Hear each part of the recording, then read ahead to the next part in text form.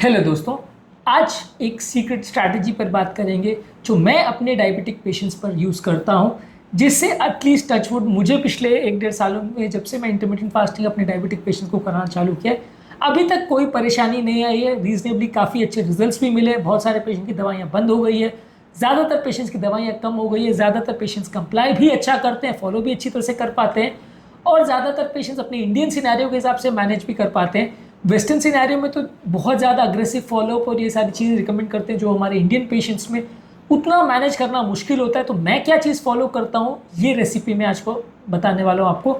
Important topic है, and तक देखिएगा। एक्सक्लूसिव कंटेंट है। अगर आप मुझे मेरे यहाँ पास आके अगर कंसल्ट नहीं भी कर सकते हो तो ये स्ट्रैटेजी को आप अपने घर पर फॉलो करोगे तो भी ये काफ़ी सक्सेसफुल होगी। इसको फॉलो करके देखिए और उसमें देखिए कि आपको कैसे मैनेजमेंट करना है आपके इंटरमिटेंट फास्टिंग का डायबिटीज़ के हिसाब से। टॉपिक पर जाने से पहले जो लोग हमारे चैनल पर नए हैं उन्हें रिक्वेस्ट करूँगा कि चैनल को सब्सक्राइब करें, वीडियोस को लाइक करें, शेयर करें, फॉलो करें, कमेंट करें, पूरा देखें।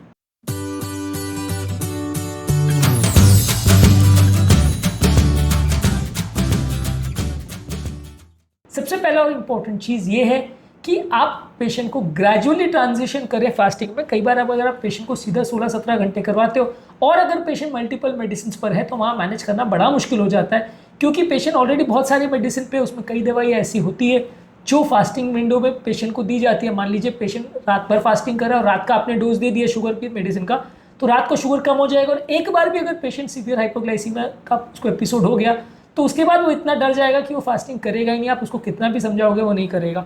तो मैं ये फॉलो करता हूँ कि आई गो स्लो। नॉर्मली वैसे इंटरमिटेंट फास्टिंग 16 घंटे के लिए रिकमेंडेड होता है, लेकिन मैं 12 घंटे से स्टार्ट करता हूँ और उसके बाद फिर उसको 1-1 घंटे बढ़ाता हूँ। करने का तरीका ये है कि एक बार पेशेंट को कुछ महीने तक इंटरमिटेंट फास्टिंग की फील दी जाए।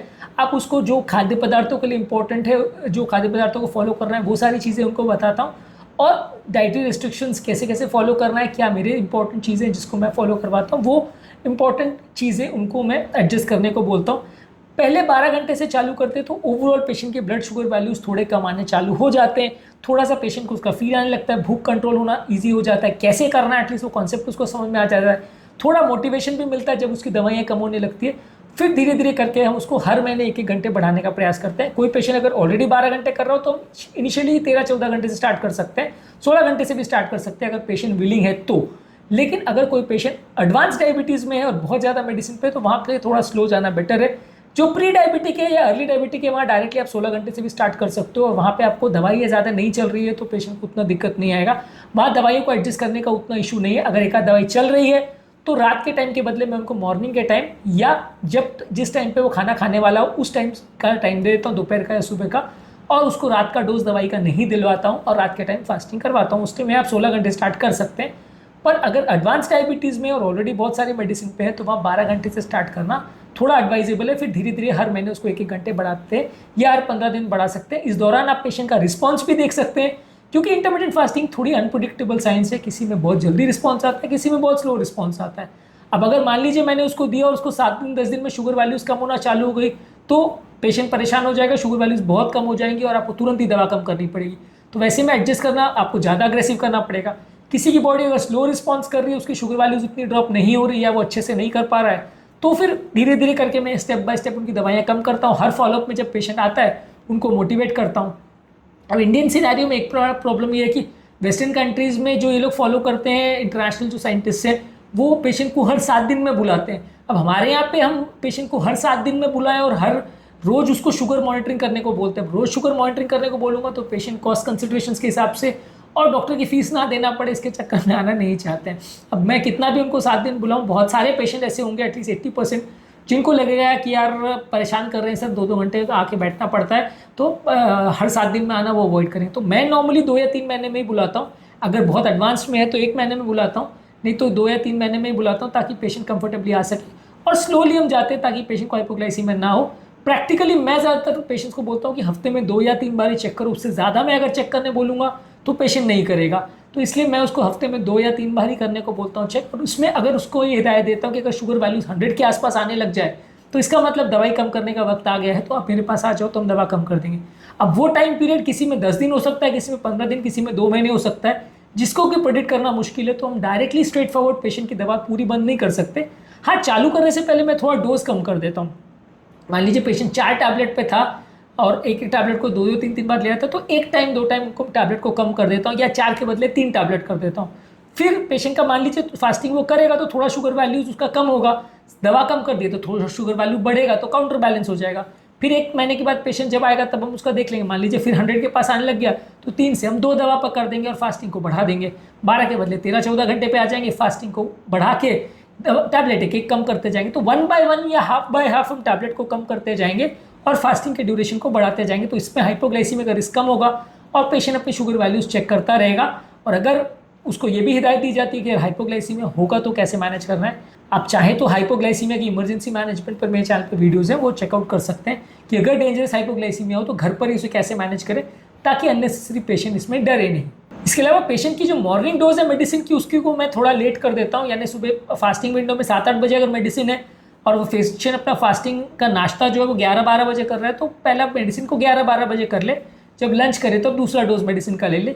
इसके अलावा मेडिसिन के डोज को स्प्लिट भी कर सकते हैं, मान लीजिए एक ही टैबलेट वो ले रहा है या 2 टैबलेट ले रहा है तो आधा ब्रेकफास्ट के टाइम ले ले 10-11 बजे और आधा शाम के डिनर के टाइम या दोपहर के लंच के टाइम ले ले, वैसा टाइप मैनेज कर सकते हैं। मेडिसिन के डोजेस को भी स्प्लिट कर सकते हैं। रात के टाइम हम पेशेंट को अगर नॉक्टर्नल हाइपोग्लाइसीमिया से बचाना चाहते हैं तो रात को कोई मेडिसिन का डोज नहीं देते। इसके अलावा पेशेंट को हम एक बैलेंस डाइट लेने के लिए इंकरेज करते हैं जिसमें मीठा और कार्बोहाइड्रेट्स कम रहेगा और जो फास्टिंग का टिपिकल डाइट होता है उस पर मैंने ऑलरेडी काफ़ी वीडियोज़ किए, वो फॉलो करने को बोलते हैं। तो इसमें पेशेंट को थोड़े कॉम्प्लेक्स कार्बोहाइड्रेट ज़्यादा मिलते हैं, रिफाइंड कार्बोहाइड्रेट या मैदे वाली चीज़ मीठी चीज़ें वो कम खाता है, तो इसमें थोड़ा शुगर की स्टेबल वैल्यूज़ उनको मिलती है, तो इससे थोड़ा क्रेविंग भी कम हो जाता है, मैनेज करना ईजी हो जाता है। और ये डाइट पर कई महीने में जब हम कंटिन्यूस पेशेंट पर वर्क करते हैं तो धीरे धीरे करके उसको आदत पड़ने लगती है, तो शुगर को कंट्रोल करना और थोड़ा ईजी होते जाता है।